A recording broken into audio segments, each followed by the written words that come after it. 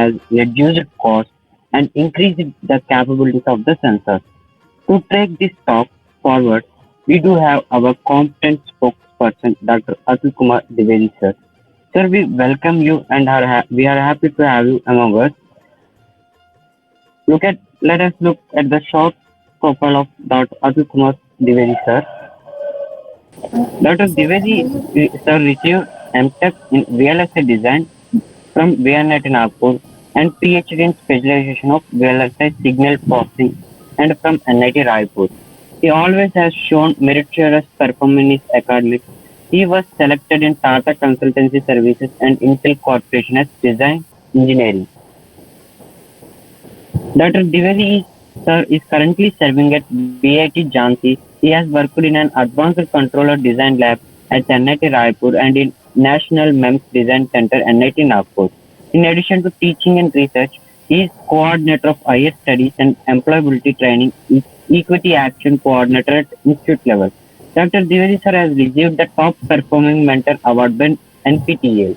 He is member of various professional societies, IEEE, Signal Processing Society, International Association of Engineers, Indian Society for Technical Education, Indian Science Congress Association. He has invited as keynote speaker in international conferences, member and organizing secretary in many national and international conferences. He is supervising 4 PhD scholars and guided many MTech students in completion of their research projects. Dr. Dwivedi has won patent. He has published many articles in various referred international journals and conferences with high impact factor. His publications are having good citations index and he received second prize in COMSOL International Conference Bangalore. In addition to this, he has written one book and many book chapters. Dr. Dwivedi sir is an active reviewer in IEEE, Elsevier and Springer journals. He has delivered many tutorials, workshops and training programs in the area of VLSI, artificial intelligence, signal processing, digital filter design, image processing, evaluationary optimization and their application in various domains of signal and image processing.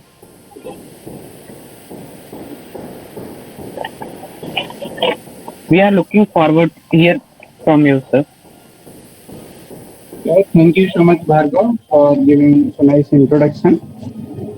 And I appreciate the efforts and congratulate the team of IEEE Student Branch, Central University, Karnataka.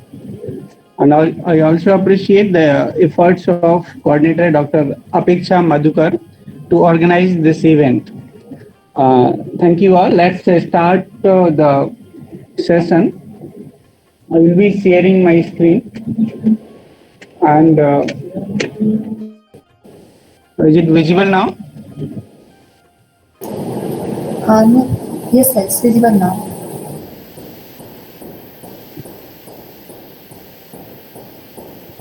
Okay. So this talk is on VLSI design, and in this talk, actually, we'll have this thing written by the students of this IEEE student branch that let's do something large. But I have added it in that this is a large in the small area. So we are doing something large, but in a small area. Okay, so I am Dr. Atul Kumar Dwivedi from BIT Jhansi, and I will be discussing on VLSI design. The beginning of VLSI design, I would like to say that this is a very important important part of the electronics engineering, and now it has become the part of day-to-day life. So microprocessors are inside the televisions that we see in our daily life, and the cars, automatic cars, and many cars have many processors, VLSI chips inside that, and that the computers and mobile, of course, are having the VLSI chips. So the VLSI it's now become the part of day-to-day life, and we cannot conceive of life without the VLSI. And many industries are now in the area of VLSI nowadays. Okay, so I hope this is visible to you. Yes, visible to us. Okay. And the applications of VLSI are in the all areas of engineering and the practical like defense and consumer electronics, wireless communication, electronic design, automation, medical industry, and automobiles. So in every area now VLSI chips or VLSI integrated circuits are being used. So the advancement in any area of engineering or any branch of engineering is now with the help of VLSI only. Even the mechanical engineer, he thinks of providing a good means modern automobile, then he have to think of VLSI processors. And if civil engineer he want to have a good surveying machine, then he have to think of a VLSI processor inside the machine. So the advancement in whatever branch of engineering or whatever branch that is coming because of the VLSI. So the starting of the electronic industry on the VLSI was from vacuum tubes. Vacuum tubes were the and I would also thank the audience for joining this session. And I will be talking about the VLSI design. So let's do something large in a small area. So this is a large scale integration in very small integrated circuits. Okay, so I am Dr. Atul Kumar Dwivedi from VIT Jhansi, and I will be talking about the beginning of integrated circuits to the modern usage and how to go into the depth of this VLSI design. So the beginning of this session is that where is the use of VLSI? So the first picture that I am showing is microprocessor. Microprocessor uses VLSI, and microprocessors are being used in the every area of engineering and society.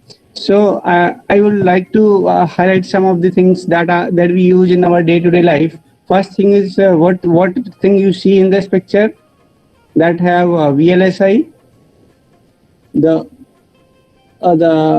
television in front of us is using VLSI integrated circuit inside it, and here this automatic car is having the facilities of co-pilot and automatic sensor for the fuel and etc. Many processors nowadays, around 20 processors are inside a car.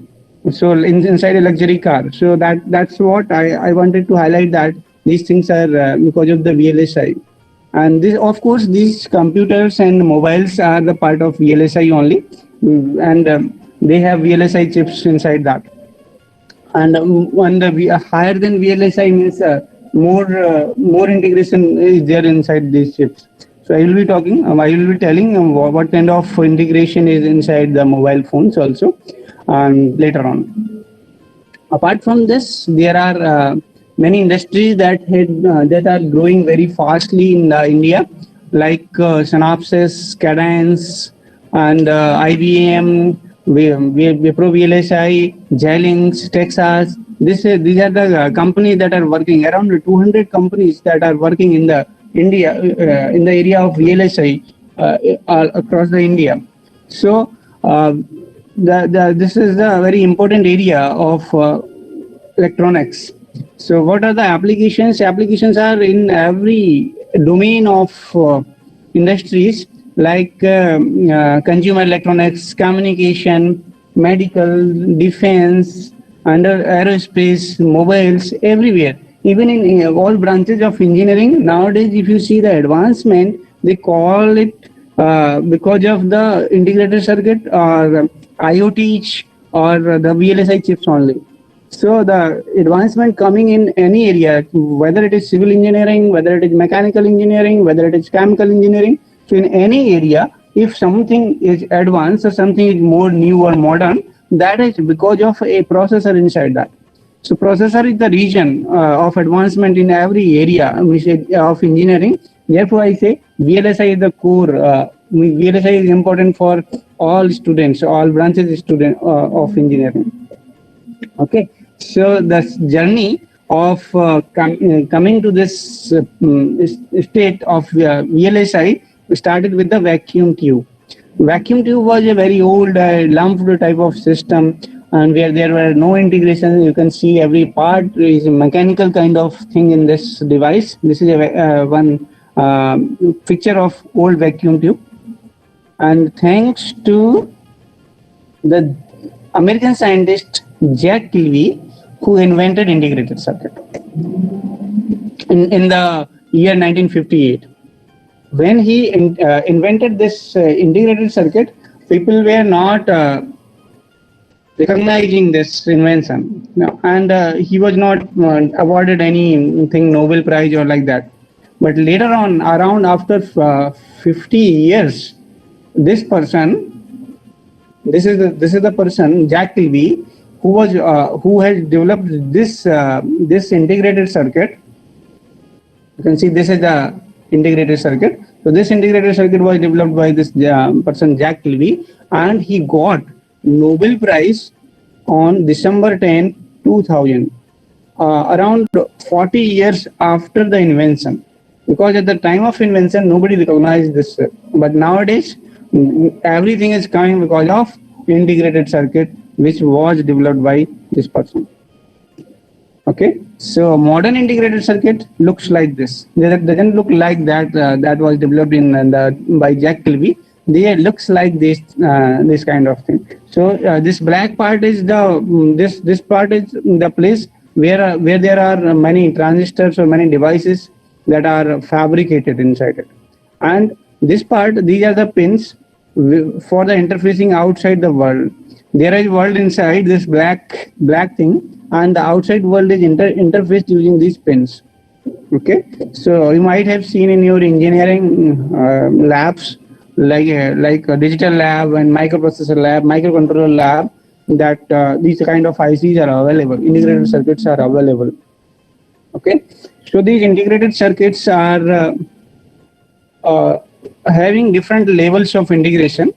Depending on the levels of integration, these are divided into the different kind of integration. So the smallest level of integration is the transistor. The transistor that was developed by in 1947. Who was the inventor? Anyone? Who invented transistor?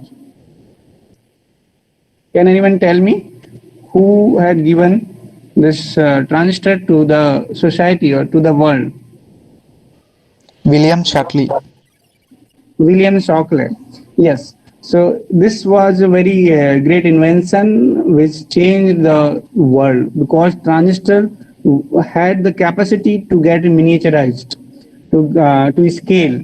So this was the view when it was developed. This kind of transistor was there. Now it is different. You might have seen in the lab. So this is now different, and in the IC, this is entirely different way.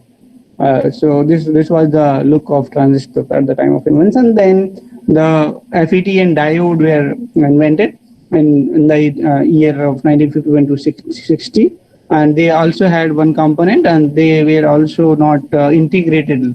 So at that time, this is the picture of diode, of an old diode, and later on the small scale integration came into the picture.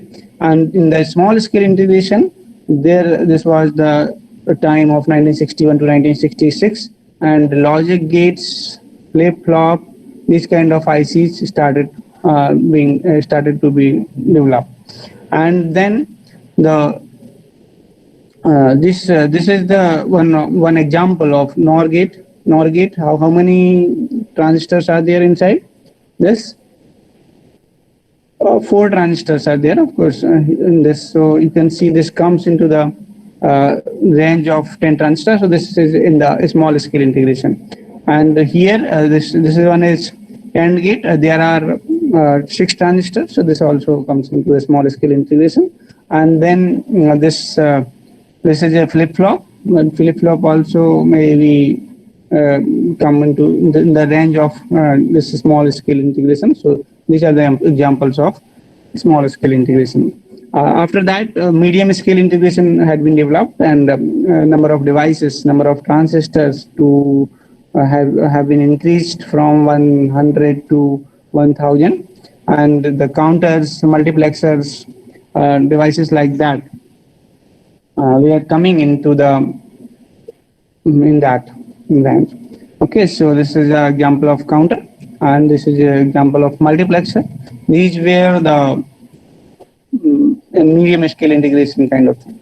Okay, so then large scale integration was greater than 1000 devices. Like this examples are RAM of a computer and microprocessor.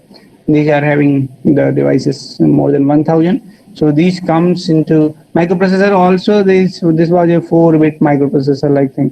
This is small microprocessor that 8085 like that. So not a big processor of modern technology. This was a small processor in LSI. Then so this is one simple view of that. And then the great processors like this have been developed that comes into the VLSI. So VLSI means a very large scale integration in which more than 20,000 devices are there in the VLSI chips or VLSI integrated circuits.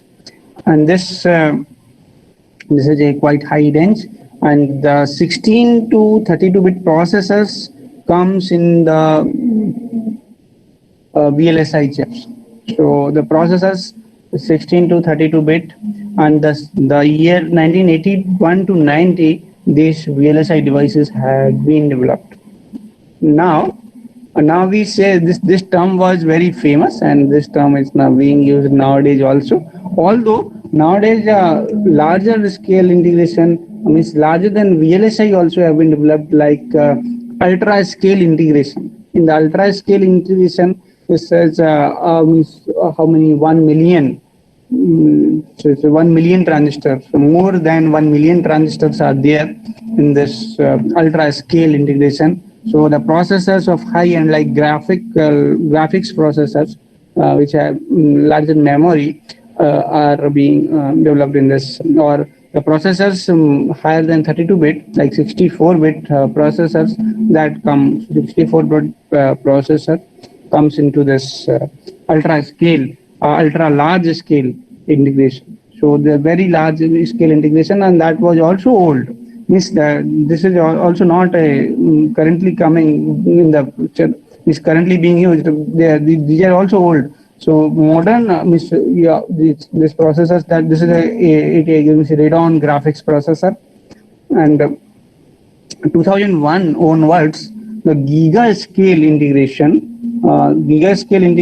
are being used actually. So from the processors more means latest than Pentium processors like i3, i4, and i5, i6, i7, whatever processors are nowadays available in the computers and mobiles, they all comes in this range, and giga scale integration is there in the practical life of people nowadays. So and this is again, this is 10 million. This is larger than 10 million transistors, I say, or the components inside, because all the things like register, capacitor, and all memories, everything is being made with the help of transistor. Therefore, they say that number of transistors inside that.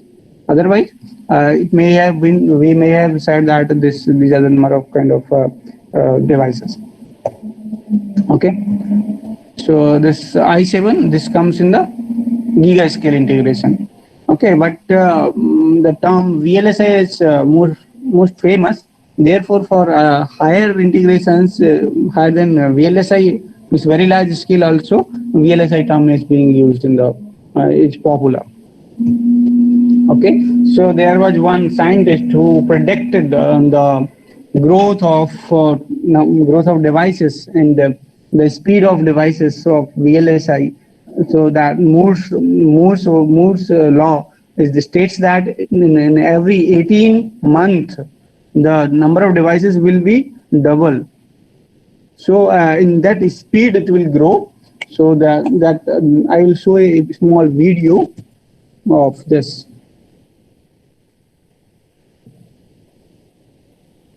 But audio is not sharing, so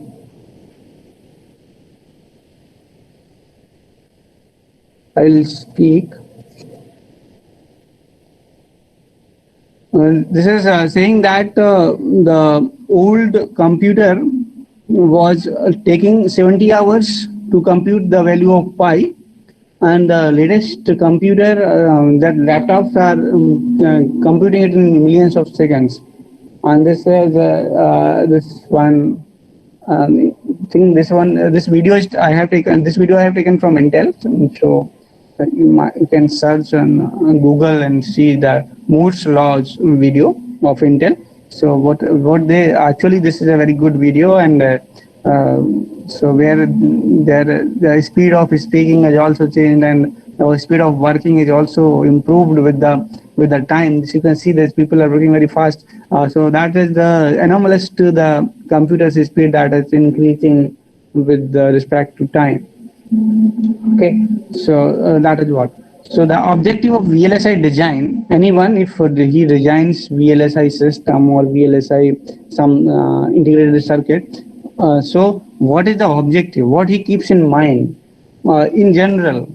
Specifically, he will keep in mind the specifications of the IC, what he is designing, the functions of IC that you are designing. Suppose you are designing a low pass filter, you will have to keep the cutoff frequencies of low pass filter, and also you have to know the function that this is a low pass filter, so it has to pass low small frequencies, and it has to block larger frequencies. But there are some other objectives while designing VLSI chips. The first of yes, supply voltage also one of the objective. yes. So that is not an objective. That is one constraint, that what kind of supply voltage is available. So one objective for VLSI chip, first this common objective, first one is high speed. So you have to achieve as high speed as possible. Second common objective of VLSI design is small area. So the designer should always keep in mind that the smallest area should be covered by the chip, by the IC that is being designed. And third objective of the designer is always low power consumption. That VLSI chip that you have designed should consume low power. So the first thing is high speed. High speed comes because of high clock frequency and a small device. So when device is small, then delay will be smaller. If delay is small, then speed will be higher. And the small area will automatically will be there if the area which device is smaller. If you miniaturize the device, automatically area consumption will be smaller. And for this purpose, we do not use inductors and transformers inside the integrated circuit because they consume a lot of area. So even in the filter design, we do not design with the help of inductor. Filters do not being designed with the help of inductor. We design with the capacitor, and capacitor can be made using CMOS. And there are some optimization techniques for area also. So they change the architecture, and many times the kind of connections and some way to reduce number of devices being used for the same purpose. So instead of CMOS logic, many places we replace that with the help of fast transistor logic to reduce the area and increase the speed. And power consumption is also one important thing. So for this purpose, designer always think of how can power consumption be reduced. And switching activity, the switching should be smallest, should be so that power consumption can be reduced. So we try to reduce the switching and as well as the number of devices. Okay. So here I am showing the steps of a VLSI system design. So VLSI design basically have two parts. Whenever you study any book of VLSI, then you will find two things. So the book may be dealing with the VLSI design, or it may be dealing with the fabrication of VLSI devices. So, a lot of mainly in the books of VLSI, if you read, they will deal with the fabrication process. They will tell you the fabrication, how the devices are fabricated, and the design is you actually design it. The many times it's depends on the designer. You have to know just the basic concepts, and then designer has to design the things. Okay, so I will show you the process. First thing is specifications. You have to know the specifications. What are the specifications given to you to design and the thing? And then after specification, you have to plan an architecture of doing all those things. You have to think of the architecture. How can these specifications can be achieved? After getting architecture, the coding. This is code. So you have to think of the coding of this architecture. Coding may be done in VHDL or Verilog or some system C. So mostly preferred is Verilog and VHDL language. Then after coding, the next step is verification. So this is very important, that whatever coding is done, is that correct or not? And there are some test benches, some tests, also special tests that have to be performed for verifying that this design is correct or not.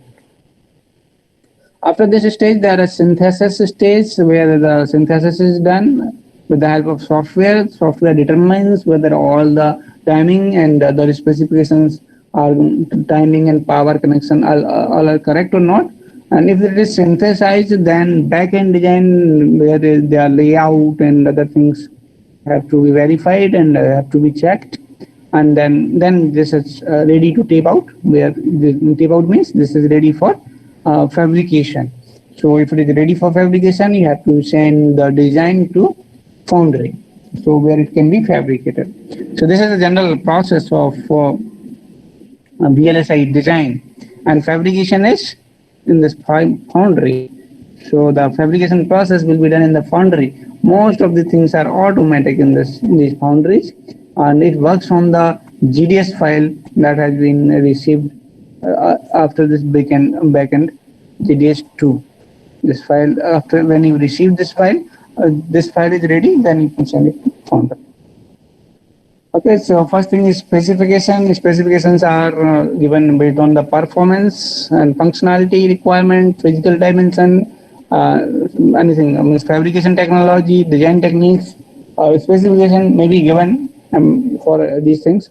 And after specification, second thing is architecture. So the basic architecture of the system designed, or in this phase, basic architecture should be designed, that how the system will be interface with each other, how the data will flow, and micro level of microstructure of functional working of the system should be decided at this stage, and some set of instructions, important instructions, can be decided here itself. So this is the architecture, and architecture is usually block diagram type of thing. And after architecture, the third thing is RTL coding. So for this, you have to know the programming of VHDL or Verilog. You have to program the architecture that we have developed, and we have to know the logical functions of the function of the design, and then the coding, so that coding can be corrected. And you have to know the structure of code. There is a special structure of code for this hardware description languages. So you have to know this structure, that how this works. Okay, so then we have next step, that is verification. This is very important step of VLSI design. Around 70% of the time is consumed in verification, and special test benches are written for verification and validation of the output. Whatever output is expected that is validated in this stage only. So you may think of that the cost of VLSI chips, although this is very small and small plastic and some sand silicon is there inside that, but the cost is high. Cost is high initially more initially because of the verification cost, because a lot of time is invested in verification or verifying the output of the ICs. So test benches are created for this, and sometimes there are automatic testing also. There are many ways of testing. So design for testability, a different subject of VLSI is there, where you have to test the things how those works.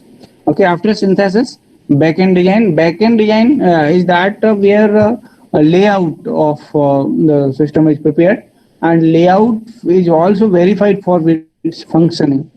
Means whatever functioning is coming in the synthesis stage or RTL verification stage, same functioning should be observed in the layout stage, layout of the system. So this layout is in there. So you have to verify it with the RTL verification. So these layout verification and RTL verification output both should be same.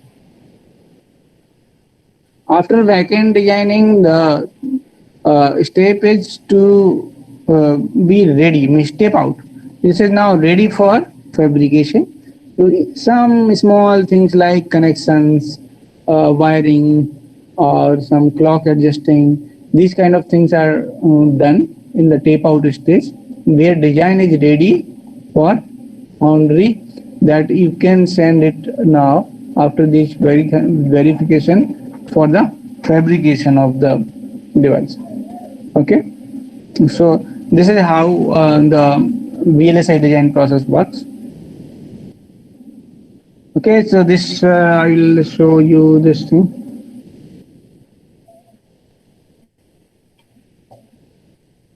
And I will share the whiteboard now.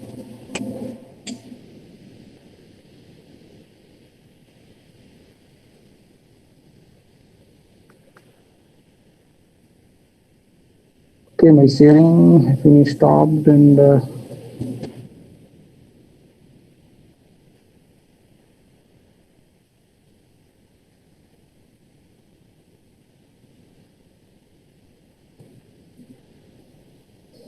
okay, so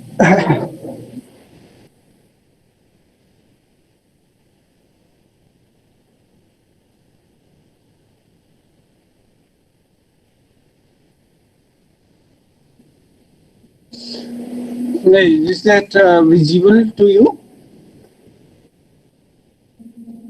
Yes, it's Yes, sir, it's visible. Okay. Okay, so what I was discussing that in VLSI design,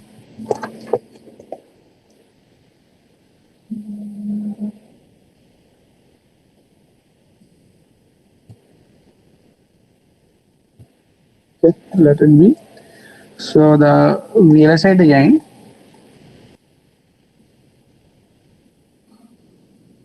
have many parts. Means this is a very wide area. So the first thing is being studied, that is the devices.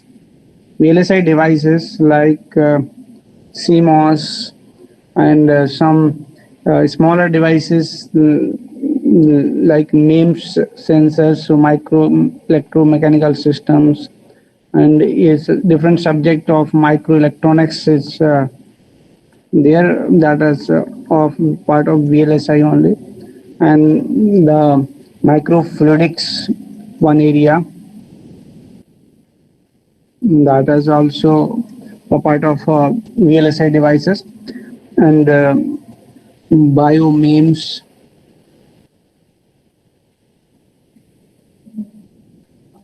Okay, so for devices related, they have things fabrication, how devices are fabricated.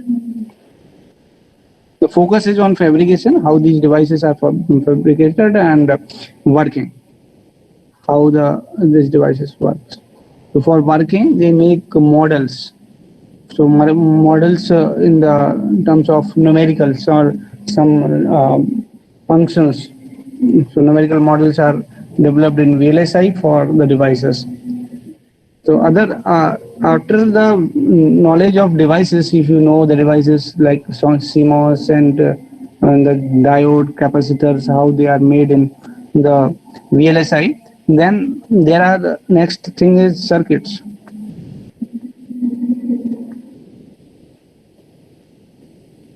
The circuits in VLSI can be divided into two parts. One is analog circuit, another is digital circuit. So analog circuits are all are made from the CMOS only, but analog circuits they study like op-amp using VLSI, so op-amp and OTA and current mirrors. The design of VLSI, there these things comes in analog. So these are designed with the help of Cadence tool or Synopsys tool. So Cadence tool can be used for these designs. Cadence software or Synopsys software, Synopsys tools. They means in the VLSI labs or wherever there is a lab, so they have Synopsys tool and Cadence tool for these analog designs. And digital circuits basically deal for, there are many digital circuits and many things in the digital. So all digital circuits, combinational and sequential can be designed, plus memories, means all memory related circuits can be designed with the help of digital circuits. And digital signal processing, so DSP, all means filters. In DSP there are some filters, mainly there are filters, and some other things like this scaling and other thing, quadrature filter banks. So filter banks also, they all are digital circuits. How digital circuits are designed? They are designed with the help of hardware description language. So HDLs, hardware description language, Xilinx software, and or this can be done with the help of other software of Quartus software. So HDL is done with the help of Xilinx and Quartus, and all digital circuits can be designed with these two software tools. And these digital circuits, HDLs are of two types. So one is Verilog, another is VHDL. So V is for VHIC, that is very high speed integrated circuit. Very high speed IC. So that is for V, and H is hardware, and D for description, and L is language. Okay, so this way, this Verilog and VHDL are used for the digital design in VLSI. Okay, the many things are there because in digital design works are many. So many other things are there, like here you have to verify the design. So design verification is done. Verification and testing. So for testing, people write test benches. Test bench is nothing but a testing module of VHDL or Verilog. So test benches. So the test benches and for verification are inside for the digital circuits are being written, and you have to know the layout. This many times the layout is done automatically, but optimization is required for the automatically generated layout in Cadence software or Xilinx. So after this layout, people use do the timing analysis, that how much time it takes to delay and other calculations that comes in the synthesis reports can be optimized. And then people do power analysis to make the low power devices. So there is X power analyzer in Xilinx that can be used for this power analysis of the system that has been designed. And then after power analysis, people do calculate noise margins, like that. So these things are in the digital design or circuit design, this analysis of circuits. So after circuits, the third component, let me take another one. The third component of this design is testing. Although I have discussed it in this year, testing or verification and testing, but testing is definitely a certain complete area of the VLSI. On testing is for the testing you have to design itself should be proper. So design for testability, one have to understand the design for testability. Means the design should be testable. Whatever design is being done for the any application, this should be testable.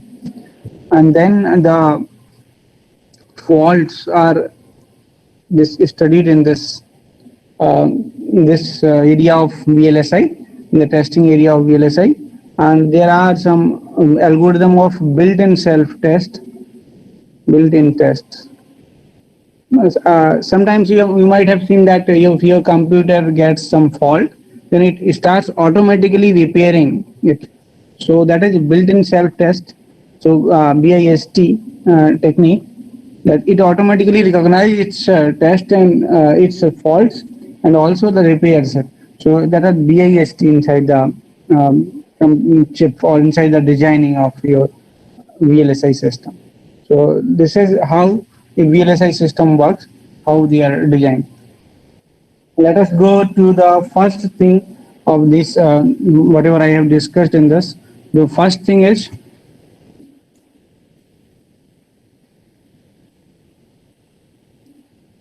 devices. Okay, so the devices are many, but mostly used device in the area of VLSI is CMOS. Okay, so the CMOS is the combination of two MOSFETs. The MOSFET, you know that MOSFET is metal oxide. So devices, most important is, there are many devices of VLSIs that can be made using MOS only. Most important device is MOSFET. In MOSFET, M is for metal, O for oxide, semiconductor, field effect transistor, that you know. The structure of MOSFET is like this. If I make n channel MOS, the channel should be of n type, and its gate and substrate should be of p type. And because this is a metal oxide semiconductor, this is not a JFET MOS, so there is oxide layer, and after oxide layer polysilicon gate is there, and this is polysilicon gate, and this is a substrate. This is one channel connection, so this will be through a taping of wire, ohmic contact. So ohmic contact, this is how it looks like.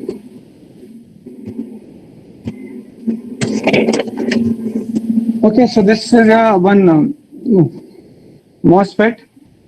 Is this okay? In the MOSFET, this will be in the cutoff region. For cutoff, what is the condition? This will be in cutoff if VGS, this is source, and this is drain. If VGS is less than VP, and what is this VP represent? What does this represent?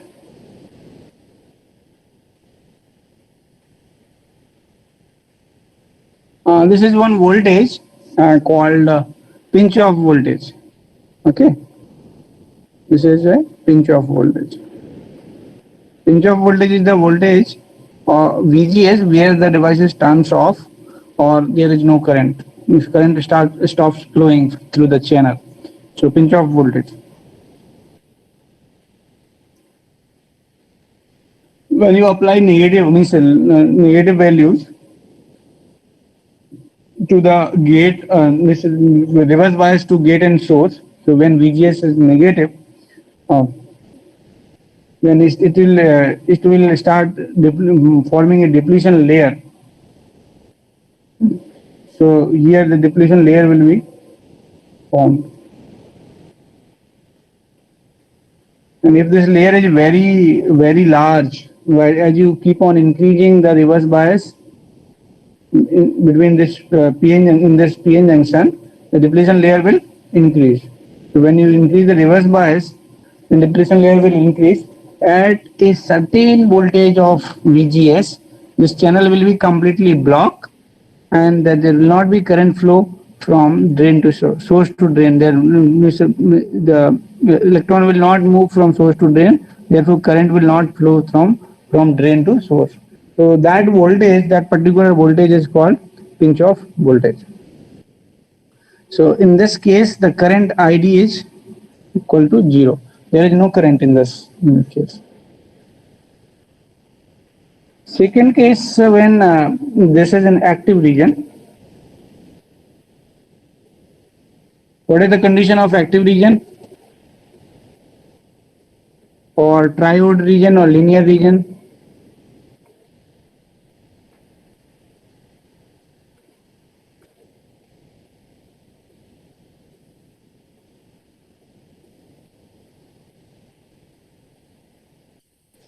VGS is greater than or equal to VT. Yes, VGS Is greater than or equal to VT.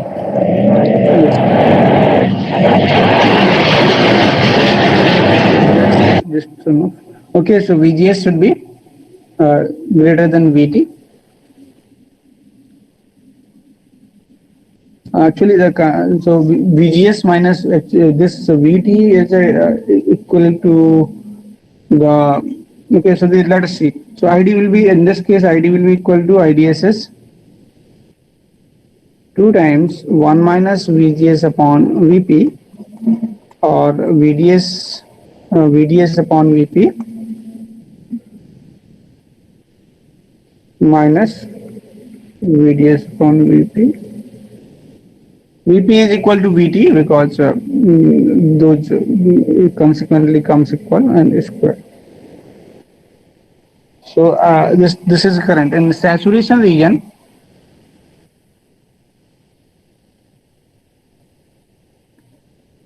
In the saturation region, when VGS is between the VP and this is smaller than 0, but this is lesser than VP. So that region is called saturation region. At that time, VDS is equal to VGS minus VP. VP is equal to VT, so VGS minus VT can be determined. Okay, so the current in this case ID, the current is equal to IDSS 1 minus VGS upon VP whole square. And but in this is a one model of current, but this is not a correct model. This is not the practical model, because here one thing is not considered. What is that one thing? That this channel is not proper, means is not same everywhere. So when this is blocked or whenever channel is formed in this enhancement type of MOSFET, and then this is not same everywhere. So channel length modulation or channel modulation parameter is not considered. Therefore, the this correct equation for this current is ID equal to IDSS 1 minus VGS upon VP whole square 1 plus lambda VDS, where lambda is channel length modulation. Lambda refers to channel length modulation. Okay, so this channel length modulation lambda can be calculated by the early effect voltage or early voltage VA.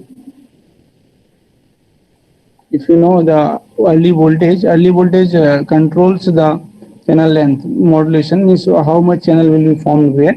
That can be determined with the help of early voltage. Okay, so this but what idea I'm giving, that this model, this you know these equations. This was the first model that I model 1, model level 1, and this is the second model with the help of this equation included. This is model 2. Similar to that, there are many models. So more practical model can be there, which may include some more parameters which are not leakage parameters, which are not considered. Leakage is considered as zero in this case, but there is leakage in the that MOSFET also. So more higher level of model number 3 can be developed for this current equation, which can be more practical, but equation will be more complicated.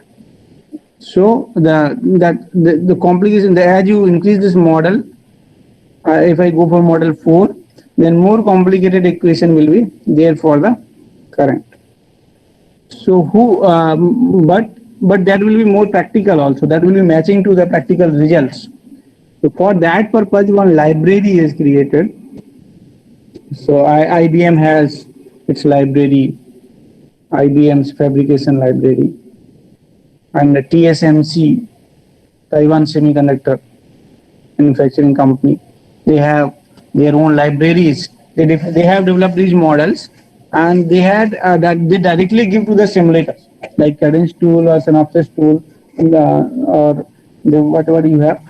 For they give directly to that, so that you might have to purchase. Sometimes they are licensed also, so that you can match with their foundry standard, with the practical circuits. So in this way, this device study is required for the VLSI design, so that you can understand the modeling of the devices. Okay, so that is the point which what I was trying to make here. Okay, next thing that I want to highlight is the circuits using CMOS circuit part. I will not go to in the details or more details of nano devices or MEMS devices or microfarads. So they basically are different, completely different, and completely all there are many details related to the MEMS and devices. So micro electromechanical systems. So nowadays mechanical systems are being also developed in the using the VLSI. So what kind of mechanical systems, that like piezoelectric sensors or gyrators, the accelerometers that are inside the mobile phone. You play games, and the tilting of the mobile changes the direction of the car. So there is some sensor inside the chip or inside the mobile. So that is because of the mechanic. There is a mechanical system. That sensor is mechanical, but micro also, so there is integration of mechanical and electronic system. Therefore they are called micro electro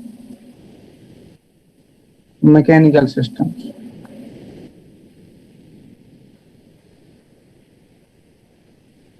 or in short we say MEMS. Okay, so in these MEMS area, these all are device area only. So where the devices, sensors are developed and they are analyzed for the fabrication standards. Second part of this VLSI design is the circuit.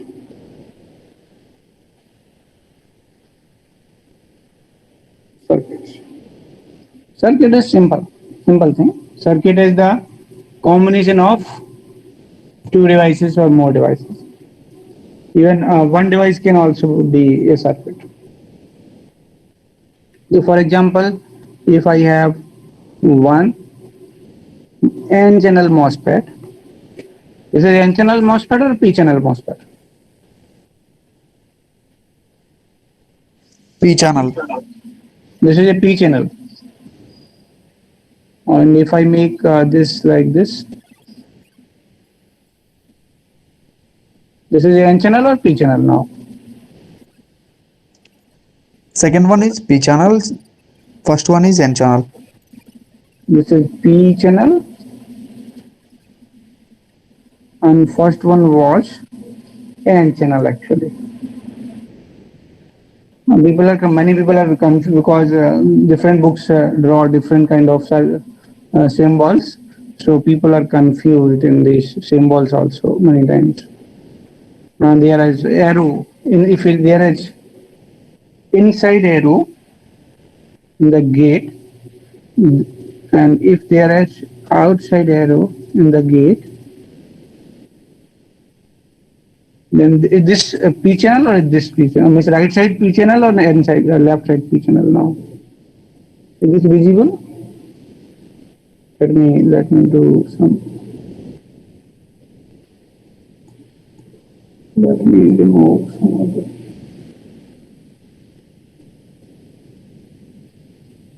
Okay.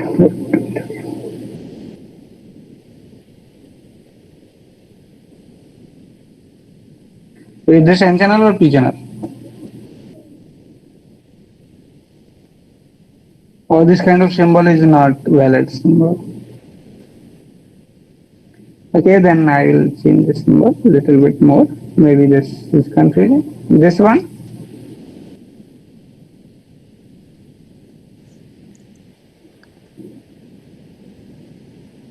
I have seen many circuit symbols. So therefore, I am asking you to be clear. How can we become clear about it? So I have seen many kind of symbols.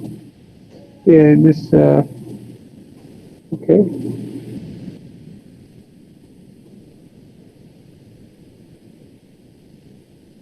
Somewhere there is this kind of break also.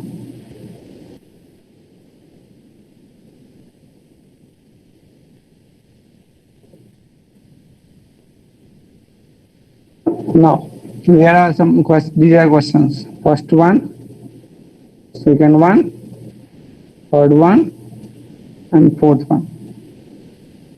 So these two you have identified. You have said that this one is N channel.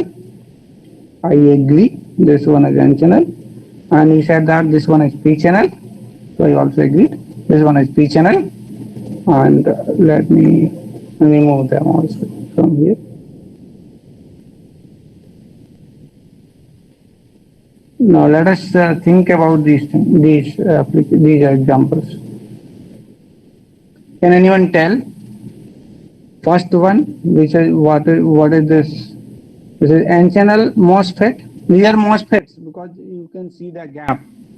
There is gap between gate and the channel. This is the channel. Oh, sorry. This is the. This is the okay. So this is the channel and this is the gate. There is gap, so therefore this is a MOS, metal oxide. Oxide means oxide gap is there inside. So my metal means these are MOSFETs. So this is N channel or P channel. That is the question. There is channel and there is actually Depletion type MOSFETs are not practically used, so D type are not there. D type we do not use, therefore mostly available circuits are of E type only. E type matlab enhancement type. MOSFETs are of two type, depletion type and enhancement type. So most of the times or mostly used are enhancement type MOSFETs, and depletion type MOSFETs are not practically used. Therefore, all the symbols are of enhancement type only. Okay, so in enhancement type also there are possibility of two things. This can be N channel and this can be P channel also.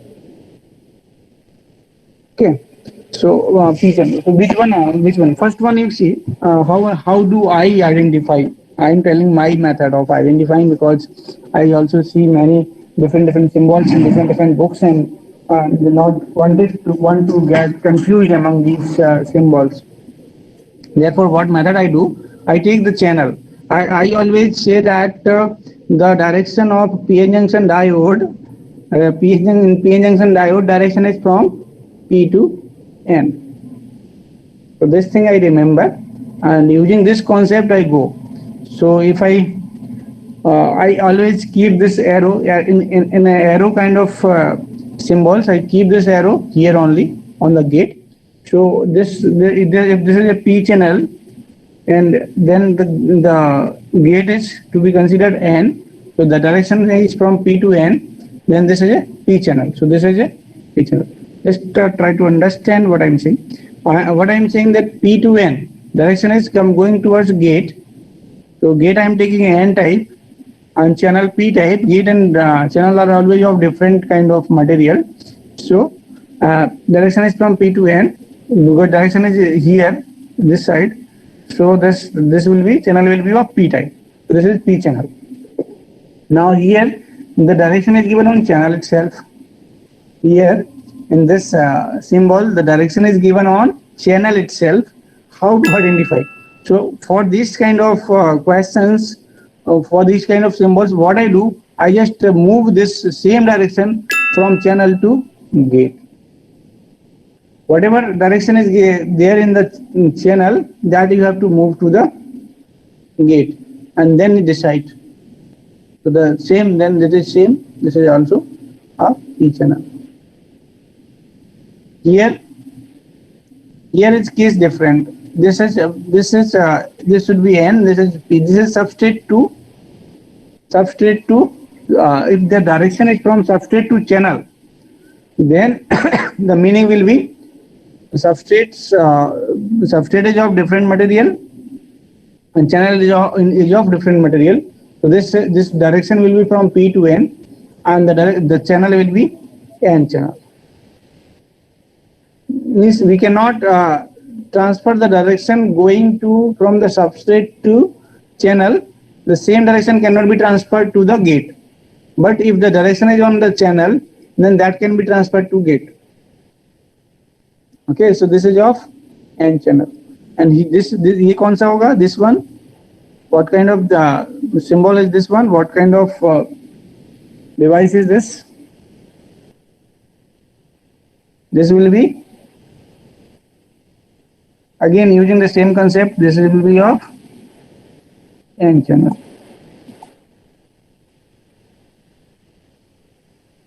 Why? What is the meaning of dotted? This shows that the channel is not available initially, but it will be completed at the time of operation. So the enhancement type. Enhancement. But these are all are of enhancement type only. But although channel is not shown as discontinuous. Okay. Is this okay?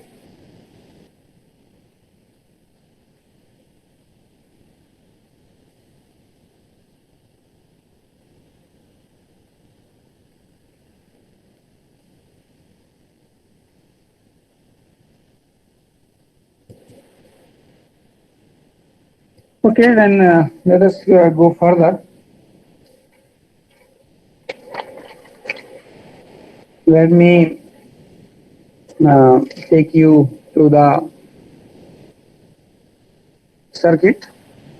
So this one is NMOS only, and in this NMOS,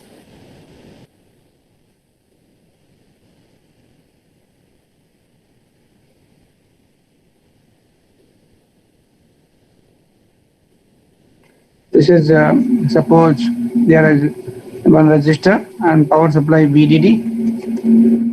Here is ground.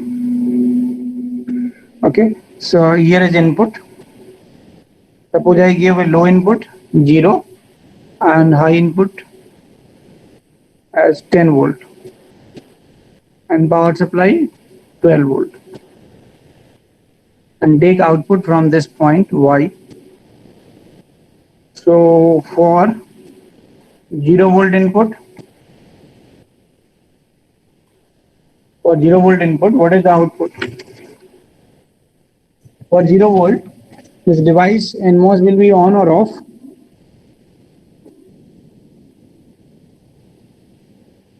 Off. Device is off. So our transistor is off. When transistor is off, no current flows from this VDD to A. Huh?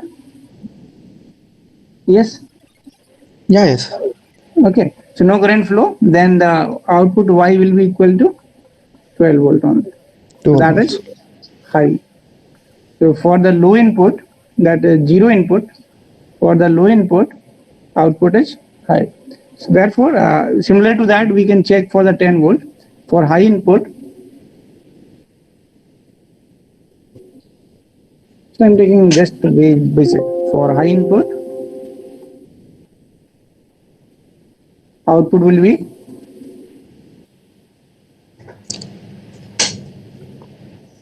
low. Okay. Low. Okay. So therefore, this one is an inverter. So suppose X is input, Y is so for 0 it is showing high, and for high it is showing 0. So this is an inverter or not logic. Simple. And with the help of NMOS I have made, and with the help of PMOS also we can make. For PMOS turns on for the high input, and PMOS turns off for the low input. So for high, the output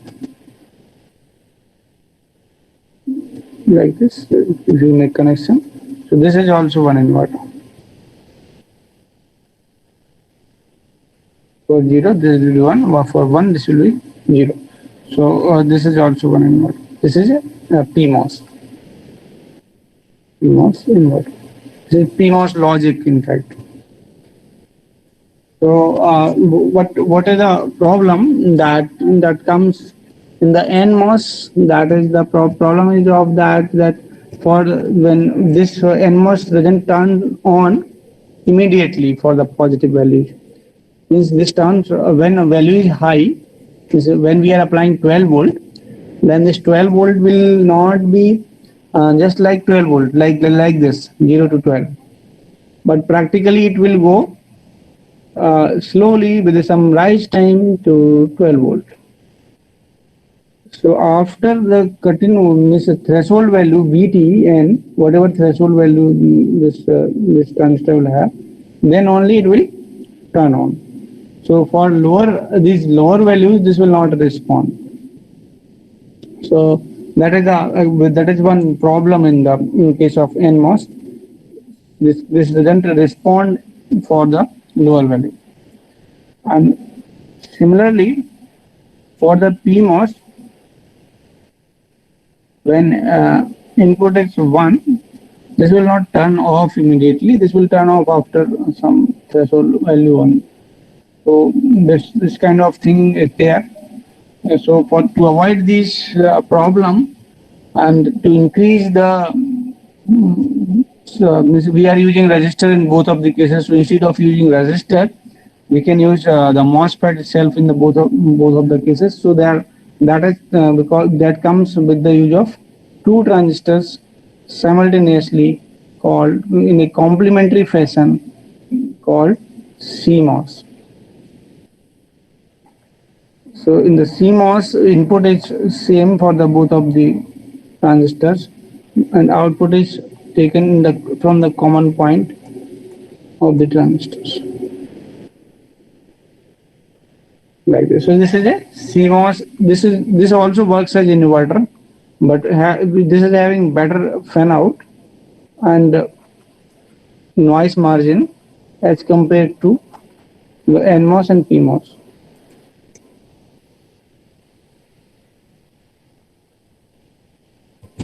Okay. So this is known as CMOS inverter.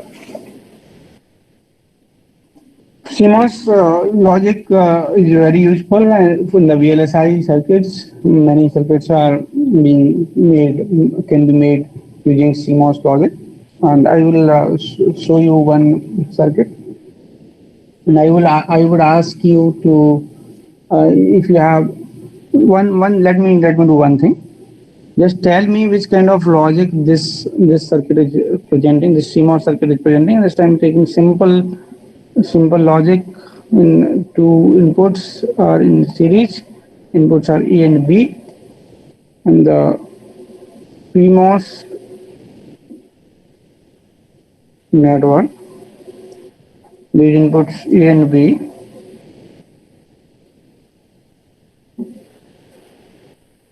are in parallel, and this thing you should know that if they are in series, NMOS are in series, then PMOS network will be in parallel. So NMOS are in series and PMOS are in parallel. And what kind of logic this will show? Y will be equal to AB bar. AB bar. That is NAND logic. Similarly, parallel connection of two NMOS will generate A plus B bar, NOR logic. So in that way, if these are involving universal gates, if these can be generated, then other logics can also be generated. One question that I would like to ask to you, that I have the following circuit. Just tell me the logic represented by Q. One circuit I have VDD, and in this circuit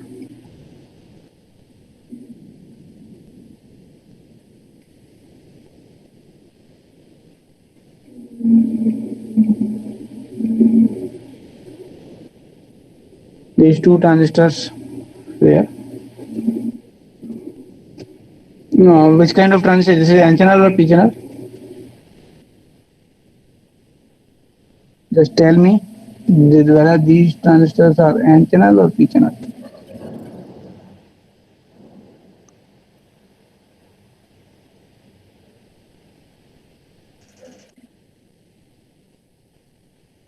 Because the arrow is on the channel, so we can transfer arrow to the gate in the same direction. When you transfer the arrow to the gate in the same direction, you will be able to identify type of transistor. I will just complete the circuit, then I will tell you. This one is X1, another input X2.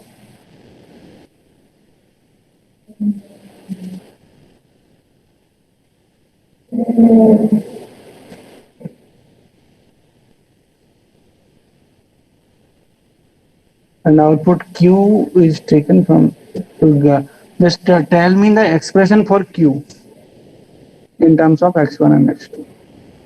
Now, first thing is we have to identify the type of MOSFET. So all MOSFETs are of same type. So the arrow is at the channel. What I will transfer this arrow. This arrow is like this here. So I will transfer this arrow to this point. And I know that the arrow direction of arrow is from P to N always. Therefore, the channel is of N type. All the devices in this are of N type. Okay. These are N-channel MOSFET, N-channel MOSFET. So when does N-channel MOSFET turns on? N-channel MOSFET turns on when input is high. For high input, this is salt. For low input, this is open. You have to just remember these things and you can solve this. And what will happen to this? This is always high input. This will be always short circuited because gate is always high. So the circuit will be short. This is also short. Now what about this thing? Let me take one intermediate point P. Can anyone tell me? Just I will give you some time to do the analysis of the circuit.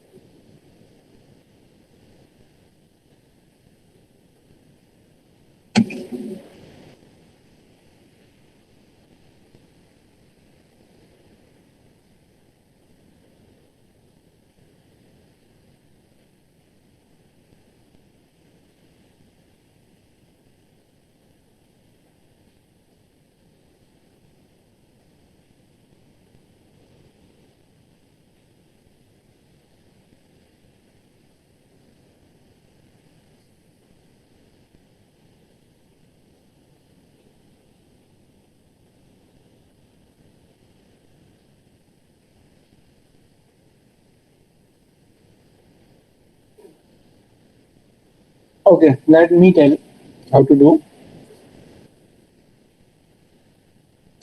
Just I will do in a short while.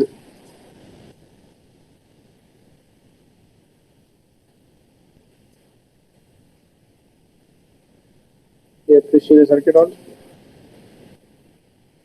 Okay. So just I will assume I have assumed one point P in between. Already I have assumed. So I will first find out the P expression for P. So you might be seeing this that this one is X1 and this X1 and this is a NMOS and this is the output of NMOS and this is output. This here VDD is sorted with the gate. So this is simply a resistor kind of thing. This will work as active resistor only and this will also work as a active resistor only. Okay.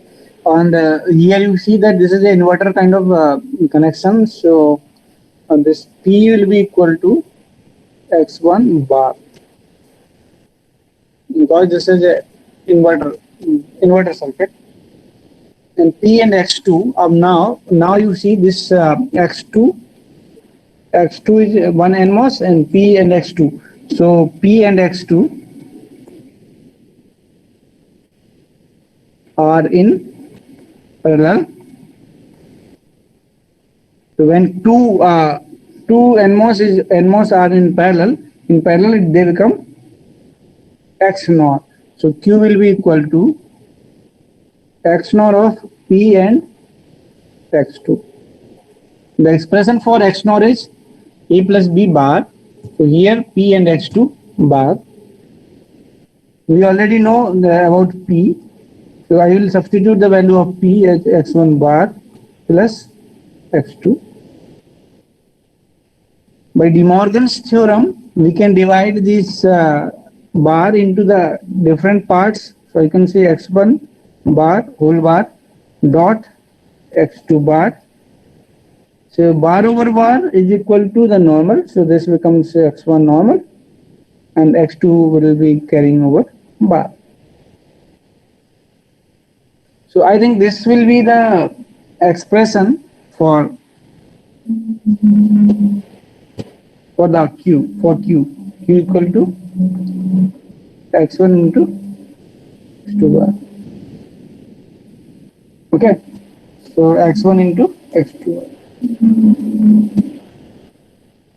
So whatever say x1 should be 1, only then output will come, and x2 should be 0, then output will come 2 by 1. Otherwise output will be 0. So when x1 is 1 and x2 is 0, then output q will be equal to 1. For all other cases, output will be equal to 0.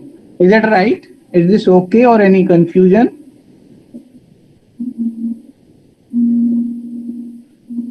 Are you able to get this question?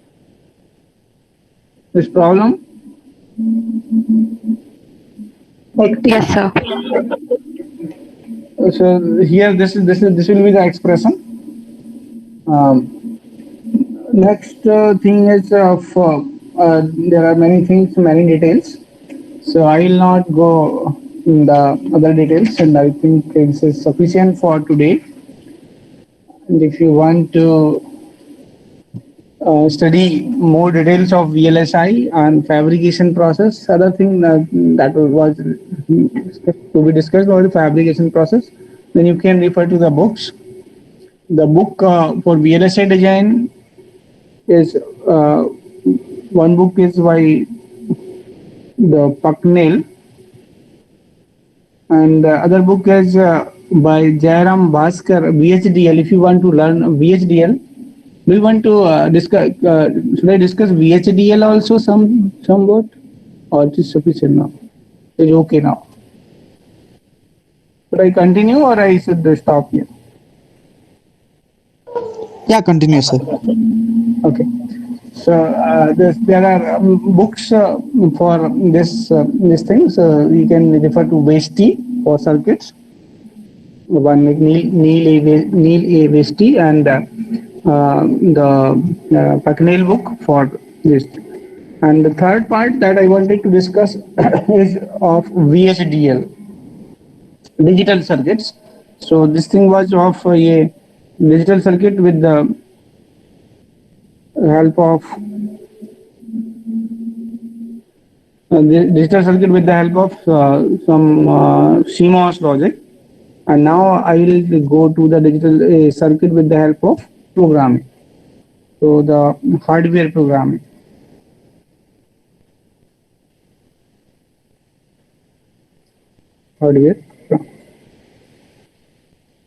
Hardware programming is done with the help of HDLs, means hardware descriptive languages. So hardware descriptive languages are of two, mainly. That one is VHDL, other is Verilog. Okay, so I'll go for VHDL first. The VHDL was initially developed for some special applications of defense in 1981 by Department of Defense USA. By these were developed by IBM, Texas Instrument, and one company was Intrametric. This Department of Defense developed this language, and later on it was standardized by IEEE in 1987. Now this is a standard of IEEE. So IEEE have this only one language. Means other language like C, C++, they are not standards of IEEE, but VHDL is standard of IEEE.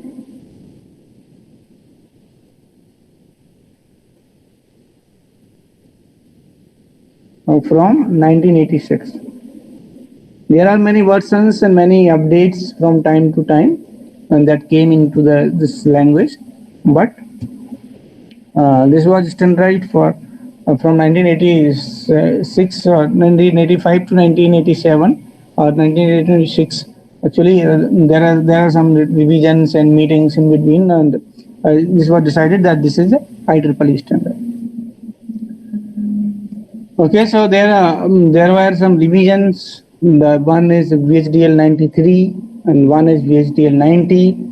So they all what IEEE does for this language, they define some special keywords.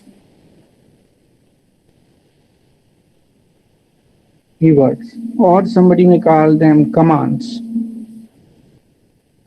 for the language, or somebody may call them reserved words. So these reserved words, commands, keywords are defined by IEEE for. Well, in every language there are some keywords, but in VHDL keywords are defined by IEEE. Okay, so then what are those reserved words? And that knowledge you have to gain, that they're similar to other languages. You have to know the keywords, because keywords are important for programming. We have to know the keywords for writing programs. Okay, so how it is different from the C programming or other programming languages. This is different from the other programming languages. First thing is that in C program, if I take C programming, let me compare with the C programming only. C, C++ you can take. C++ is a little like, so VHDL. In C program, your focus is on output. Focus on output and procedure. In C programs, our focus is on the process, how the output is coming. What is the process of calculating outputs? So whatever output is coming. But in VHDL, focus is on the hardware.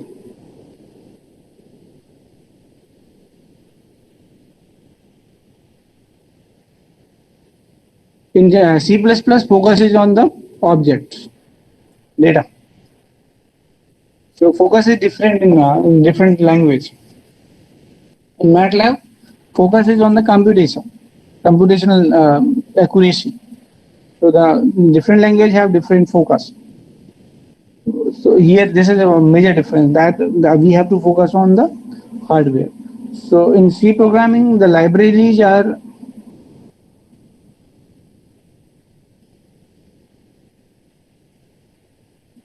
of some software standards. Then this will be hardware standards. These are libraries are there also of hardware standards. But in MATLAB, libraries are automatically added. They are not. You don't have to define the program. Okay, so this is other difference. Or any other one more difference is that this is one standard, and you can say that VHDL is not sensitive to the blank spaces. It is not case sensitive. Some of the languages like this I think this C program is case sensitive. That the variable small v and capital V are different, but in this is not case sensitive. These are the main differences like in the C program and VHDL. Let us go to some rules, golden rules for variables. The first rule of VHDL programming is that you always have to keep in mind that you are not a programmer, you are a hardware engineer. So therefore you have to have the complete idea of the hardware. Second thing is VHDL is not case sensitive. So first thing is know your hardware.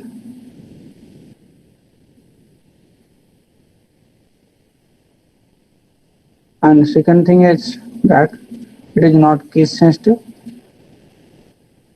Not case sensitive.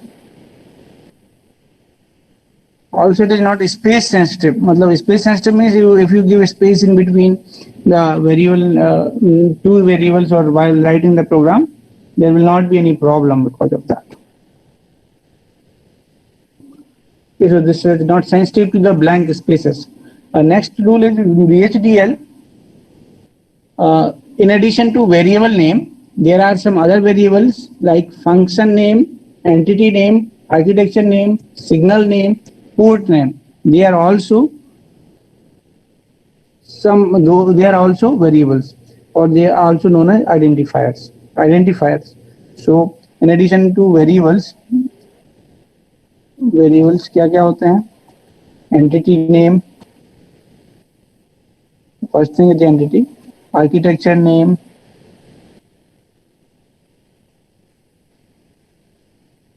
and port name. These are also identifiers.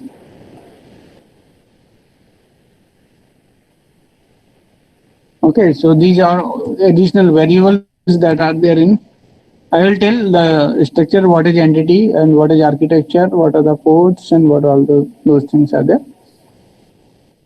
The other thing is that this is not a rule. This is the suggestion that we should always take the name of the variable or identifier such that they are self-describing.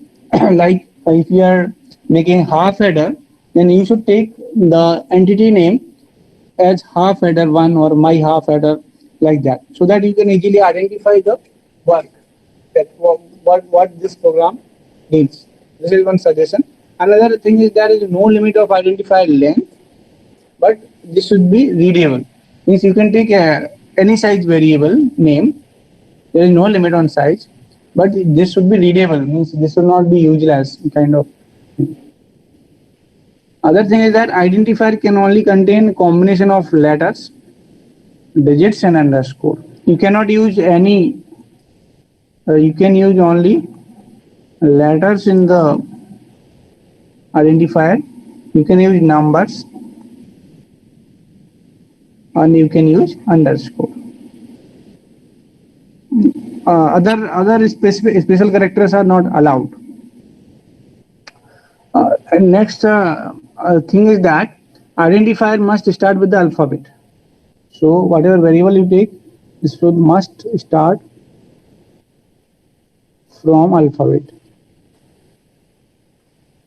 What it means, you cannot name your half header as 1 underscore header. This is not allowed.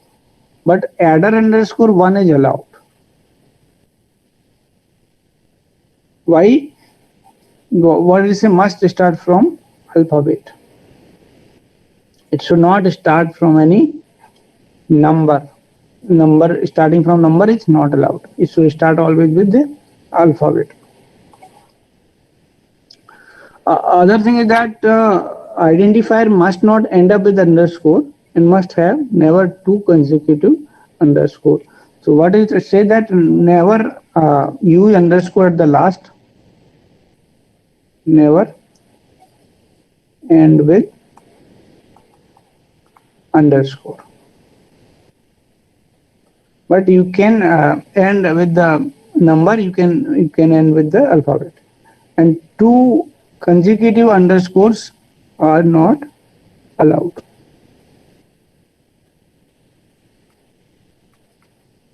One underscore is allowed, but two underscore cannot be used simultaneously. Okay, so these 6 are the main rules while writing a VHDL program. I will ask you one question so that I will be able to identify whether you have understood these things or not.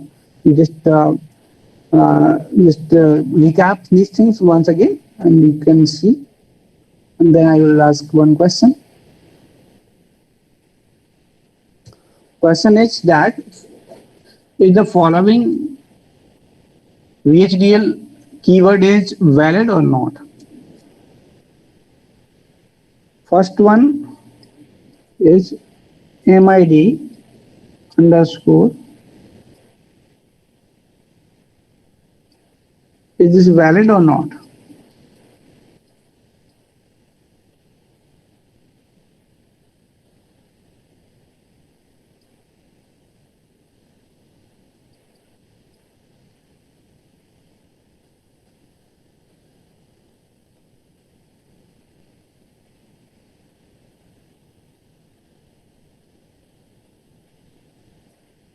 First one, is this valid? This is not valid because dollar is not allowed. You can use underscore, but dollar symbol is not allowed. Only underscore is allowed from the special characters. Therefore, this is not a valid name. Second one is valid or not? Not valid. It's not valid. Why? Because this is starting from a number. So we cannot start with a number. Therefore, this is not a valid. Yes, very nice. Very nice, Varun. This is starting with a number. Third one, is it valid or not? You can write in chat. Everyone can write in chat. So that will be, I think, better. I can see.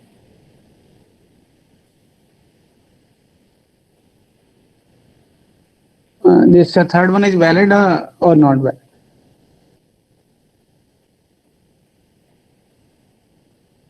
Yes, first one valid. Tejaswini saying valid. Varun is saying valid. Lalit is saying valid. Aniket is saying valid. So all the votes means the majority of votes are coming invalid. So based on the votes I'm getting or the chats, that is it valid because we are starting with the alphabet, and although we are ending with a number, but still it is valid. And fourth one is valid or not valid?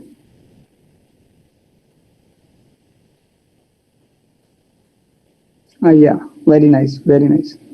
Yes, Bhargav, Varun. Everyone is saying this is also valid. This is correct, and that is also correct. So this is very good because here you can also understand that what actually the identifier is and what self-suggesting or self-descripting or descriptor give also I think which one identifier is. Okay, nice. So now we have understood that what the rules that we have to follow. Okay, so if I write, I will ask one. If I write one more question, that fifth one.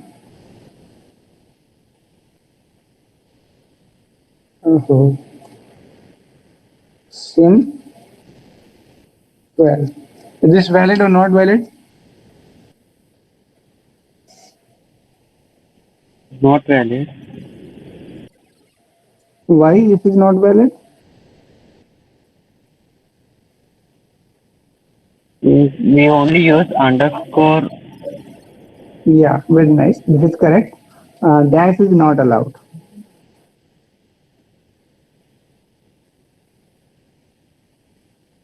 So one may get confused between the underscore and dash, but here it is a dash. So dash is not allowed in the writing of VHDL identifiers.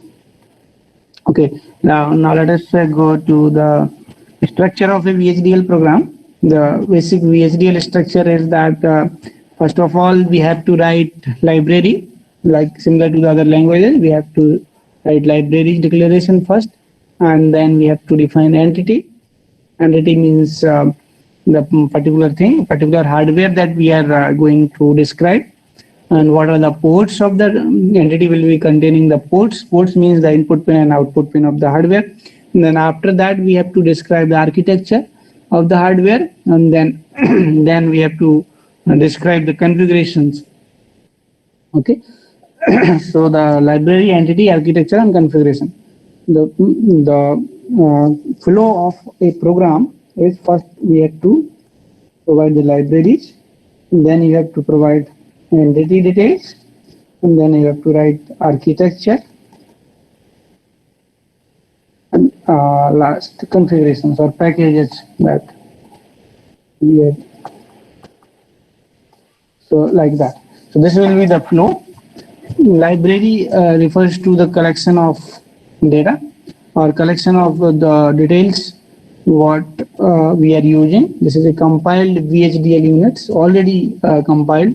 It enables sharing of compiled designs, and the source code of those compiled designs are hidden to the users. Commonly used functions, procedures, and user data types are defined in the library for use. So the library should be declared before each entity declarations, even if that is available in the same file. So library has to be declared in each program. So the the process of declaring library is that we have to write the library, then library keyword followed by library name. So you have to write library keyword first, then library name. Means you have to, when you are defining the library, so you have to write library, and for example, then library name, whatever the name. And for example, if you are using IEEE library, so you have to write library IEEE. And semicolon to end the instruction.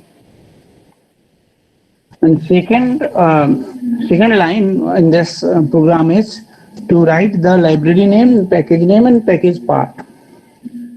So library name, this is library declaration. After library declaration, you have to write which package you are using from this library.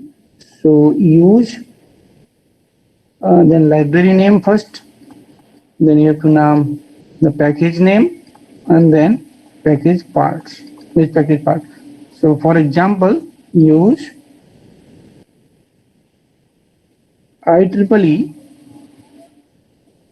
dot std underscore logic underscore 1164 dot std underscore logic underscore 1164. So library, then dot followed by dot, then package name. So this is the extended logic 1164. This is one name of the package that is defined inside the library IEEE. And third is package parts. What part of this package we have to use. So this all, if I write, that means all parts of this package I have to use. Okay. So first instruction is this one, use a library IEEE. Second line of the program code will be use IEEE std. This is one example. Use IEEE std underscore logic underscore 1164.org. Okay. So this thing. If you want to write comments in this program, you can write here, like double dash. Double dash will be used for the comment.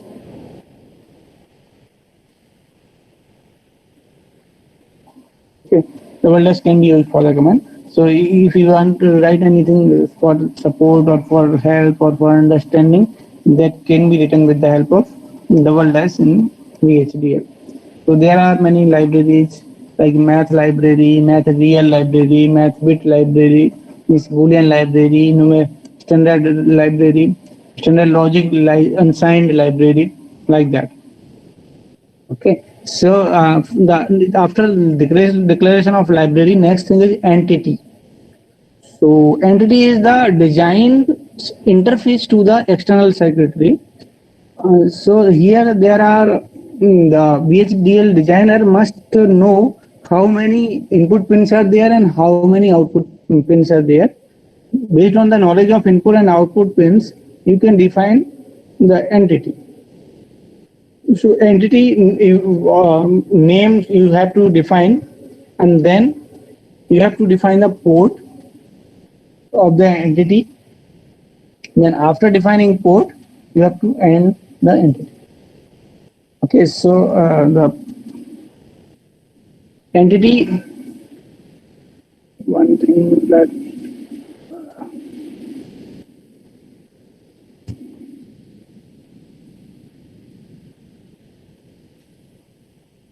this is also visible. Yeah. Okay. I have brought here one standard way to this way. No, no. This is the way to write entity. That entity, then entity name you have to decide. After that, port name, then signal mode, and the signal type, and then here an entity name. So example I will show.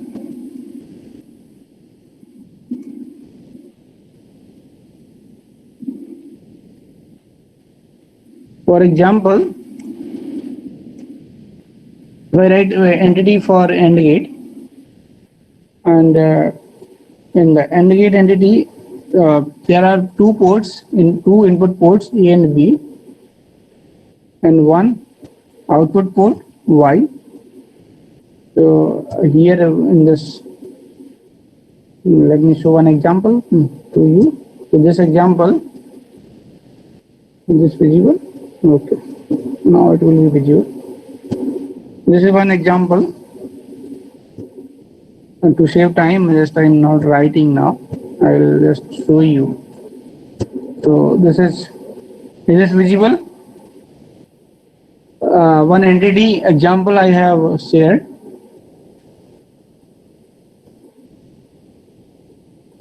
AND gate, the port A and B, you can see here, this port A, this is port B, and Y is the output of this AND gate. So here I have written that entity AND gate. This there is no foundation that how you have to choose this name. You can choose anything. You can take capital, small connection. You can use underscore in between. This is your choice. And A as input, B as input, and Y as output. So in this way, entity is written. After entity, next thing comes as architecture. After entity, next thing is architecture. Architecture can be different. It can be written in different ways. So this can be a behavioral architecture. Behavioral architecture means just you have to know the behavior, means what is the input, what is the output, and how output is calculated from the input. And another way of writing architecture is that structural programming, structural way of writing architecture, that is you have to show the structure, how the data is flowing from the input to output in a particular circuit. And third is data flow. Data flow is also similar to the structural programming only. So these are the programming styles. So after writing the AND gate entity, you have to write the architecture.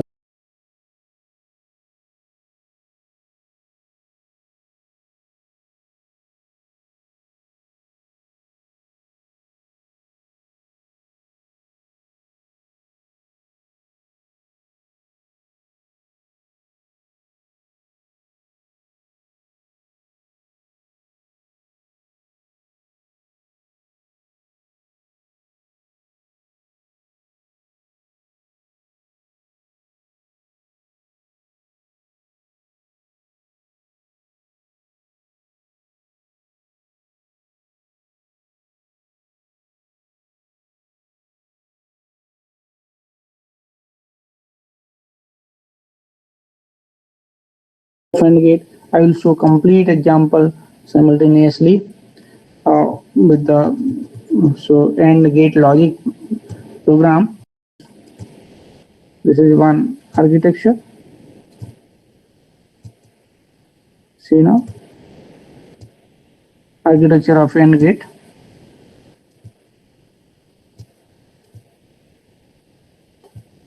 Architecture of AND gate is begin AND gate architecture. You have to give a architecture name also, similar to the entity name. Means as you have given the entity name, you have to also give the name for architecture also.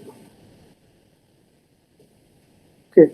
Then see here in entity there is not begin, but in architecture there is begin keyword, and then the end is in the reserved word that is defined inside the library, the standard logic library, the standard logic package of IEEE library that we are using. That the end is defined in that. So and here I have written end architecture. You can also write end architecture. You can also write end architecture name. Both will work in the VHDL standard. In this way, we have completed this one example also of AND gate. I will show complete example simultaneously with the AND gate logic program. I will show you if you want to see the complete thing in one. See this one. This is a complete program. Just you have to include the library IEEE. Then after that, use library IEEE dot. Oh, sorry.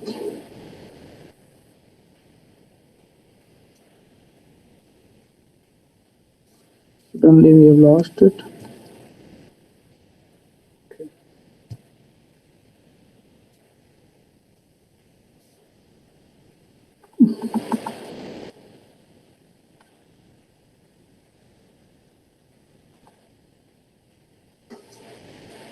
Okay, so now it is visual. You can see that this was library IEEE, then use IEEE. I have taken. Then after that, entity.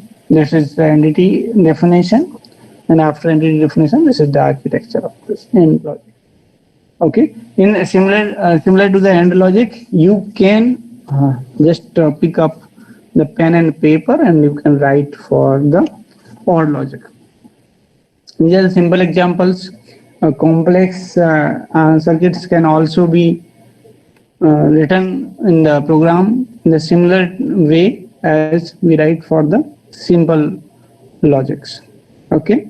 Thank you all. Thank you for joining this session. And I'm ending this session here. Thank you, sir. It was a very informative session.